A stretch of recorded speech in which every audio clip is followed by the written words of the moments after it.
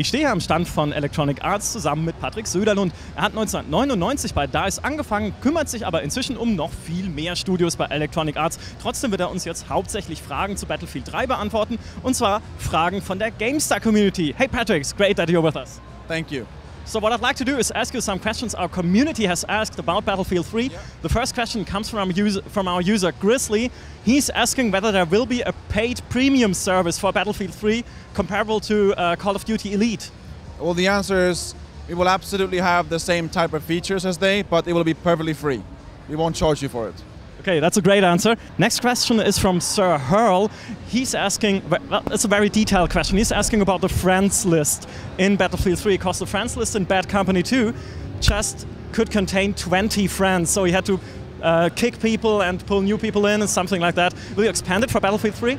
Well, all I can say is that we are going to have a very different system than in Bad Company 2, and more extensive friend support system. So I actually don't know if it's 20 or 200, to be honest, but I'll make sure that that Sir Merle will know that before we ship the game. But he can expect a vastly improved friends experience overall.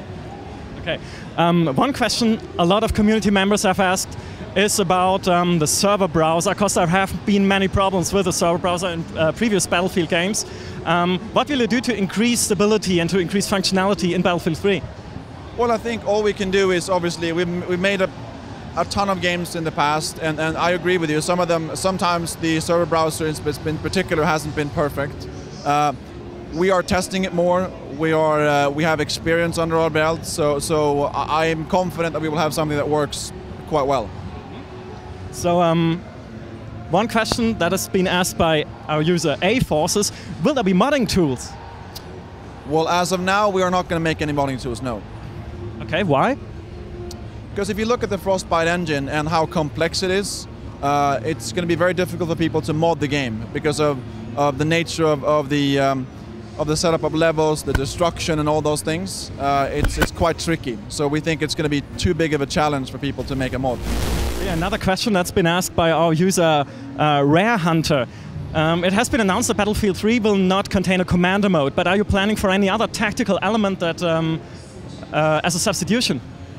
There are absolutely other tactical elements in the game that I find to be pretty cool. So like for instance, as you can see here when you play multiplayer, the squad leader has a star on top of his head, and so there are certain things that will, if you kill the squad leader, you get bonus points for it. The squad obviously can't spawn on you if you're the squad leader, and there are other attributes related to tactical things like that. There's a couple of other things that I really like is that actually the technology enabled us to do. So if you play again the level that we have downstairs, if you get into the subway, there's actually quite a bit of tactical reasoning to how if you take out the lights. All the lights are so dynamic, and let's say that because you're in a subway, if you shoot out the lights, it becomes pitch black. That will be an advantage for you. And then with the addition of flashlights on some of the guns, it calls for some cool gameplay moments. Finally, the last question doesn't really concern Battlefield 3, but as you're the general manager of DICE Reports, so you ought to know, will there be a Mirror's Edge 2? Well, I've had this question probably 200 times, and I love Mirror's Edge and what we did with Mirror's Edge. We have not abandoned the franchise, and we're working on something, but I'm not willing to talk more about that. Okay, Patrick, thank you very much.